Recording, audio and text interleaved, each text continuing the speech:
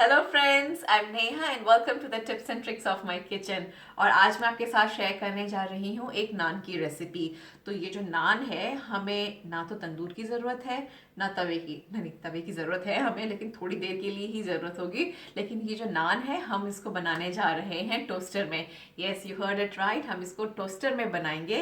And the best part is कि जब हमने बना के रख लिए ये नान, तो आप डाइनिंग टेबल पे जब आप खाना खा रहे हैं तो बगल में टोस्टर रखा हुआ है। तो गरम गरम आप खाना खाते जाइए और टोस्टर में से रोटी निकालते जाइए या नान निकालते जाइए। सो बहुत ही कन्वीनियंट है एंड ट्रस्ट मी। एंड आपको मैं वीडियो में ये भी दिखाऊंगी कि जो नान है ये हम लेटर ऑन कैसे फ्रीज करके रख सकते हैं। And it's a small tip and trust me, आगे टाइम के लिए कभी कभार होता है खाना बनाने का मन नहीं है, या एकदम से कोई गेस्ट आ गया या कुछ है, तो वो फ्रोजन नान निकालिए और टोस्टर में डालिए, बनाइए और खाइए। खुद भी इम्प्रेस हो जाइए और दूसरों को भी इम्प्रेस करिए। So without wasting much of the time, आइए देखते हैं कि हमें इसके लिए किन किन चीज़ों की ज़रूरत है। तो इसके लिए हमें चाहिए ऑल पर्पस फ्लावर, जिसको हम मैदा भी बोलते हैं। तो ये हमने 1 कप मैदा ले रखा है। यहाँ पे हमने 1/4 कप दही ले रखा है। और जो दही है वो हम रूम टेम्परेचर पे ही रखेंगे। अगर ठंडा, अगर आपने फ्रिज से निकाल रखा है तो ध्यान रखें आप उसको रूम टेम्परेचर पे ले आए और तभी यूज़ करें। उसके अलावा हमें चाहिए नमक, it's 1/4 teaspoon of salt. Sugar चाहिए हमें, ये भी 1/4 टीस्पून ऑफ शुगर। तेल तकरीबन वही हमें चाहिए 1 बड़ा चम्मच। और हमें चाहिए बेकिंग पाउडर, वो भी हमें चाहिए ½ टीस्पून। और उसके अलावा हमें चाहिए गर्म पानी, ल्यूक वार्म या थोड़ा सा ल्यूक वार्म जो है नहीं, बट बेसिकली आई से वार्म वाटर हमें चाहिए। तो आइए देखते हैं कि इसके आगे हमें और क्या करना है। तो हमने एक मिक्सिंग बोल ले लिया है और हम मिक्सिंग बोल में जो है अपना ये रूम टेम्परेचर पे वाला जो अपना कर्ड है, हम इसमें कर्ड डाल देंगे।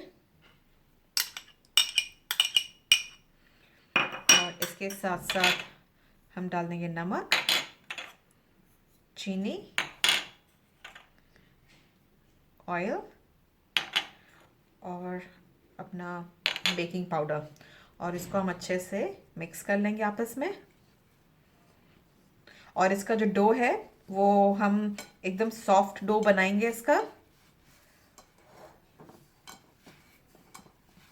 और इसमें हम यूज़ करेंगे गर्म पानी, तो धीरे धीरे करके डालेंगे।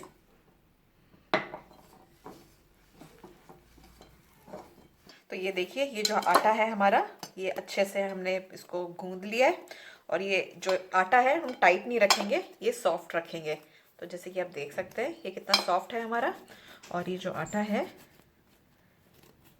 ये हम रोल करके ये रख देंगे। और यहाँ पे एक हमने कपड़ा लिया हुआ है और ये इसको गर्म पानी में भिगोया हुआ है हमने। और इस गर्म पानी से भिगो के इस पे रख के और ये हम प्लेट पे ढक देंगे। और इसमें जो है इसको हम 2 से 3 घंटे के लिए किसी भी गर्म जगह पे रख देंगे, जहाँ पे हल्का सा गर्म इन्वायरमेंट हो। तो उससे क्या है कि जो ये आटा है, रेस्ट के साथ साथ जो है इसमें हल्का सा जो चीनी, बेकिंग पाउडर, जो नमक डाला है, उससे थोड़ा सा फर्मेंटेशन हो जाएगा। तो जो नान है वो बहुत अच्छे से फूल के आएंगे। तो अब आप सोच रहे होंगे कि भाई सर्दियों का टाइम चल रहा है तो हम गर्म जगह कहाँ से लेके आए। एग्जैक्टली, सो होता है। तो I have got a small trick for you कि आप एक काम करें। सबके पास आई बिलीव माइक्रोवेव ज़रूर होगा।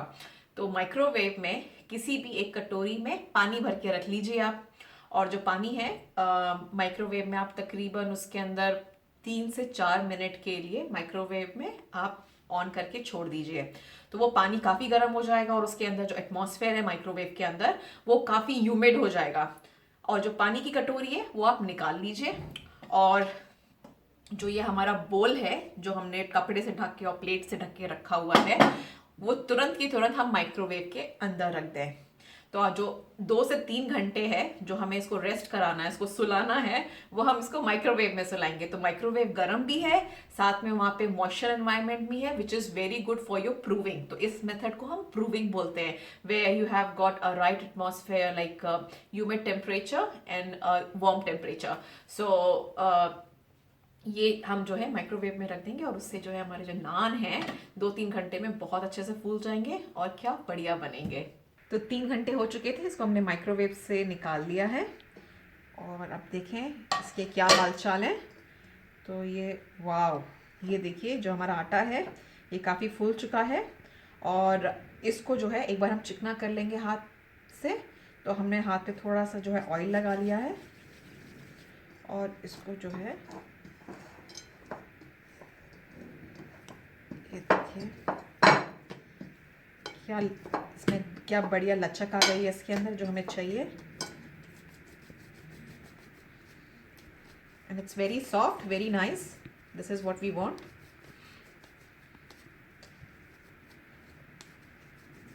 ये देखिए क्या बढ़िया है हमारा आटा ये यहाँ पे, ये देखिए। तो अगर हम इस पे उंगली ऐसे करते हैं तो ये अपने उठ के ऊपर आ रहा है। तो ये this is so bouncy and soft, तो this is the texture we want.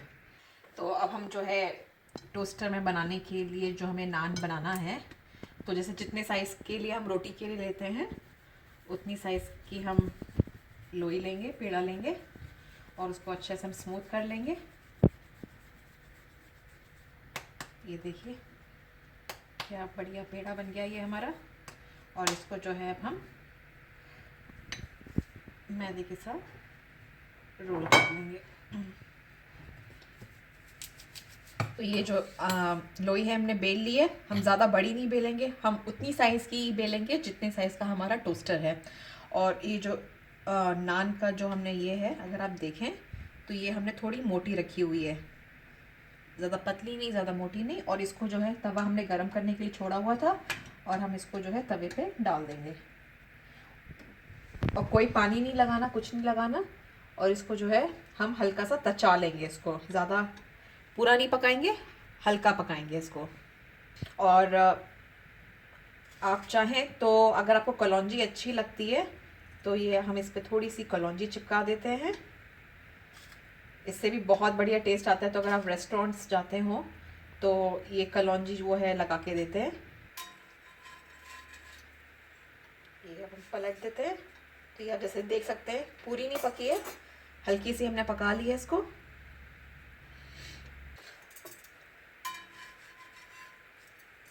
तो ये देखिए ये हल्की सी यहाँ से पकने लग गई है।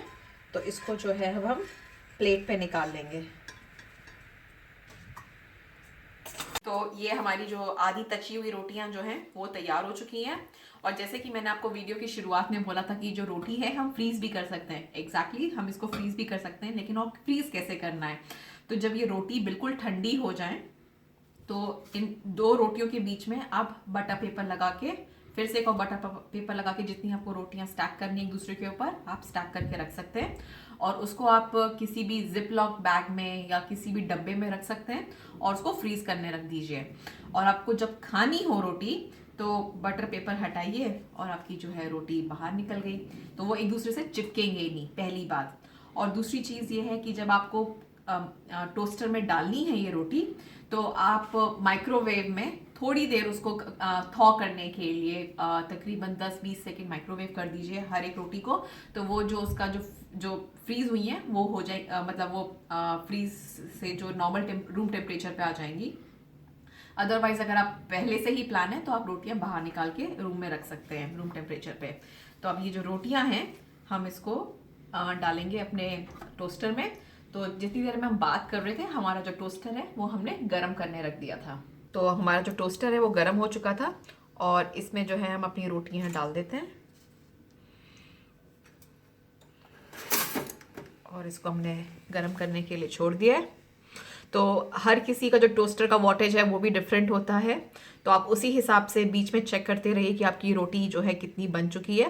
And what I do is कि जब हमारे घर कोई मेहमान आए हुए होते हैं या कभी मन होता है कि यार किचन में खड़े होकर बनाना नहीं है और सबके साथ खाना है टेबल पे, so what I do is कि जो रोटियां हैं हम रख देते हैं साथ के साथ और ये जो टोस्टर है मैं अपने साथ बगल में रख लेती हूँ।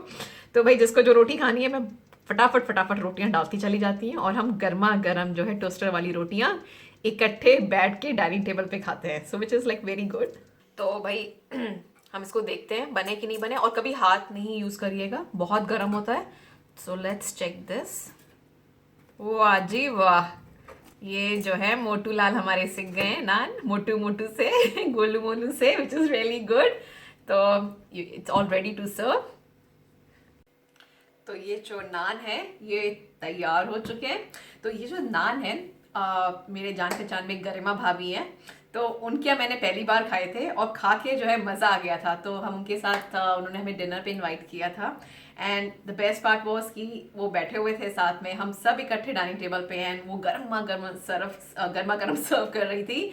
So thank you Garima bhabhi for this lovely toaster naan recipe, and the best part is testing.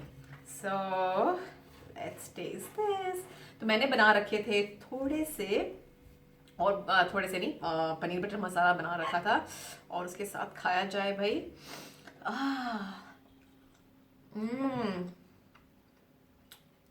लाजवाब। प्याज और थोड़ी सी हरी मिर्ची।